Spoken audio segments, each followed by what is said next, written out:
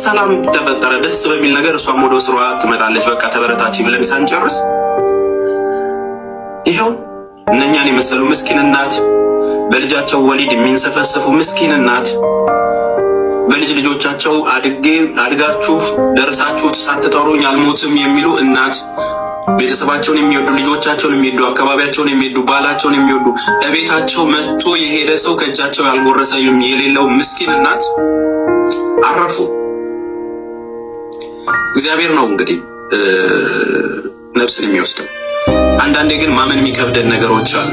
መቀበል ትላንትና ያያችኋት እናት ትላንት ከእጃቸው ጎርሳችሁ እንዴት ኖት እናቴ ብላችሁ የሄዳችሁት እናት ድንገት ሲያልፉ ያስደነግጣል። ይብላኝ ለቋሚው፣ ይብላኝ ለቋሚው። ስንት ነገር ነበረች እንዲህ። የሁላችንም እናቶች እኮ ቁጭ በሉ አርፋችሁ ቁጭ በሉ ብትሏቸው እንኳን መቀመጥ አይወዱም። በተፈጥሮ ካልሰራው ካላገዝኩ ነው የሚሉት። አይደለም ስራ የለመደ እናት፣ አይደለም ብዙ ነገር መንቀሳቀስ የለመዱ እናት፣ ማናችንም እናቶቻችን አድባችሁ ቁጭ በሉ እንኳን ብን እናትሽ ጉድጓት ስንጥቅ ትበል እናትሽ። አማኔ ስንጥቅ አድርገኝ እናትሽ ትሰንጠቅ። ስንጥቅ አድርገኝ እናትሽ ስንጥቅ ትበል።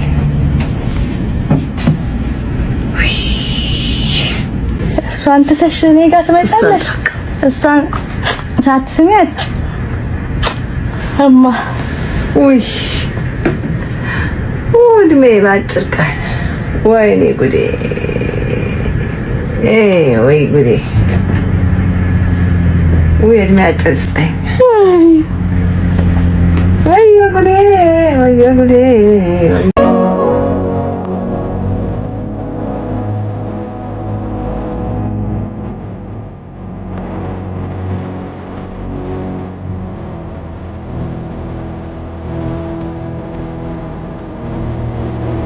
በዋሽንግተን ዲሲ የታዋቂዋ ቲክቶከር ሃና እናት ድንገተኛ ህልፈት ሲሰማ ብዙዎችን አስደንግጧል።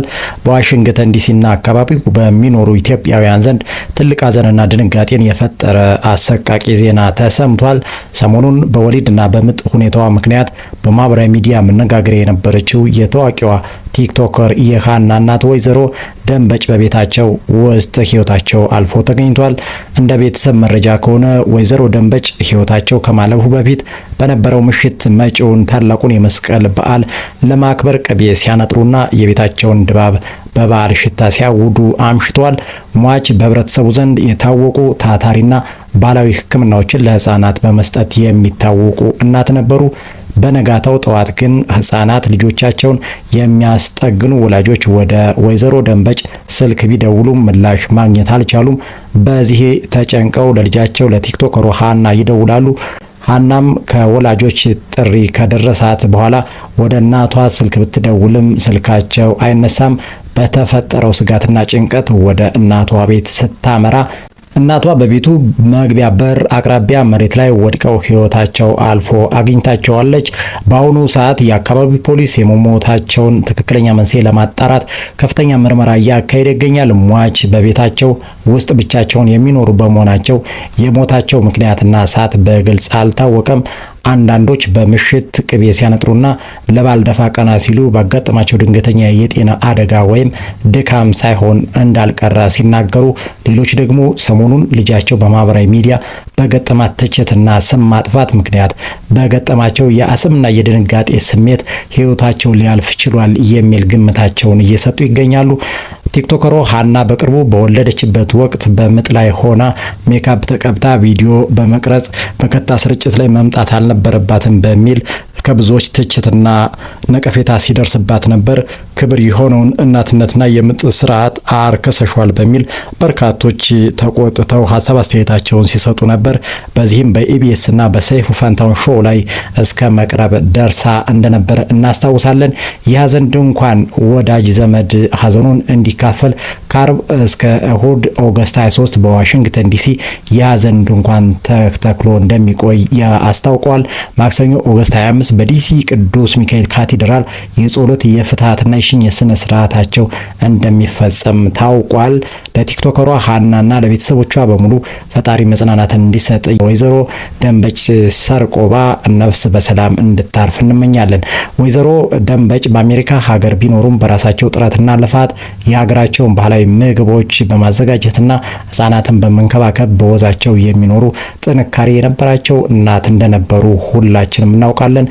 ድንገተኛ ህልፈታቸው ለቤተሰቦቻቸውና ለወዳጆቻቸው ትልቅ ጠባሳና ሀዘን ጥሎ አልፏል። ይህ ብዙዎችን ያስደነገጠ ከባድ ዜና ነው። የሀና እናት ድንገተኛ ህልፈት በርካቶችን አስደንግጧል። ምክንያቱም ከዚህ በፊት የሀናን እናት የምናውቃቸው በርካቶችን ሲያበሉ እንደገና ደግሞ የልጅ ልጆቻቸው ባህላቸውን ይዘው እንዲያድጉ በርካታ ስራዎችን ሲሰሩ ነበር። እንግዲህ አሜሪካን ሀገር ሂደውም ባህላቸውን በማስተዋወቅ የሚታወቁ ጠንካራ እንደ እናት እንደነበሩ እናውቃለን።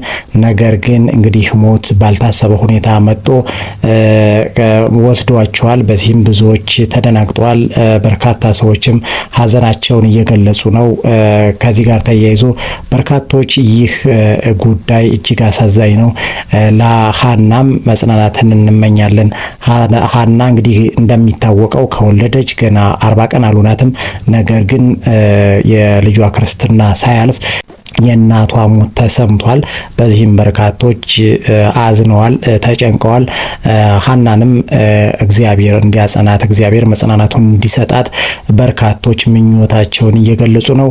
እንግዲህ የሀና እናት እንግዲህ በርካታ ነገሮችን የሚሰሩ አሜሪካን ሀገር ሂደው ሀገራቸውን የሚያስተዋውቁ የሀገራቸውን ባህል በስፋት ለፈረንጆች ለነጮች ምዕራባውያን እንዲያውቁት የሚጥሩ እናት እንደነበሩ ይታወቃል። ነገር ግን እንግዲህ ሞት በአቋራጭ መጥቶ እናታችንን ነጥቆናል ማለት ነው። እንግዲህ በዚህም በርካቶች ሀዘናቸውን እየገለጹ ነው።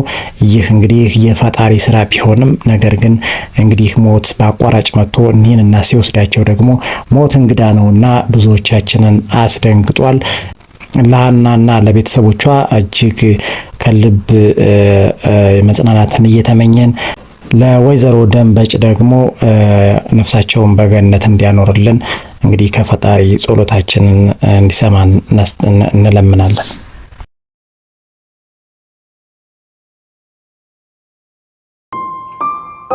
በጣም ተጎድታለች። በጣም የደረሰባት ነገር ይጎዳል። የምትሰራ ልጅ ነች።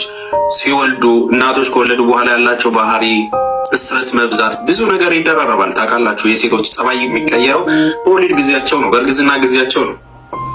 አትሊስት በመከራ የወለደች ልጅ፣ በብዙ ፈተና ውስጥ ያለፈች ልጅ ምን እንደደረሰባት እንኳን ሳታውቁ እንደው በምን አይነት ነገር ነው የወለደችው፣ ምንድነው እውነታው ብላችሁ ዲቴይል ሳትጠይቁ በዛ ልክ ሰው እንትን ሲባል ቀስም ይሰብራልና